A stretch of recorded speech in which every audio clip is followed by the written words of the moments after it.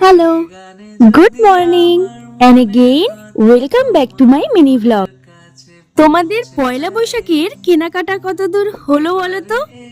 এটা কিন্তু আমার পয়লা বৈশাখের কেনাকাটারই ভিডিও।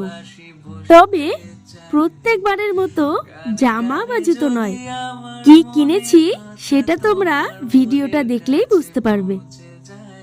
সকালে কিছুটা তাড়াহুড়ো করেই রেডি হয়ে বেরিয়ে পড়েছিলাম জলপাইগুড়ির উদ্দেশ্যে।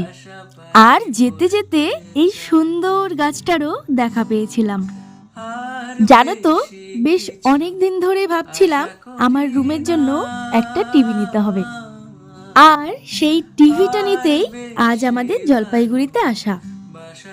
বাবার রুমে অলরেডি একটা টিভি রয়েছে, তবে এটা যেহেতু আমার রুমের জন্য নিব, তাই খুব একটা বড় টিভি আমার দরকার পড়বে না। প্রথমেই তো এসেছি রিলায়েন্স ডিজিটালে। আমরা যে মডেলটা চুজ করে এসেছি সেটা তো এখানে ছিল, কিন্তু তারা খুব একটা ডিসকাউন্ট এখানে করছিল না। তাই বেশ আরো কয়েক জায়গায় দেখার পরে আমাদের সকলেরই খুব খিদেও পেয়ে যায়। সেই জন্য ভাবলাম আর দেরি না করে আগে লাঞ্চটাই করে আসি, কারণ এইদিকে অলরেডি অনেক বেলাও হয়ে গিয়েছিল।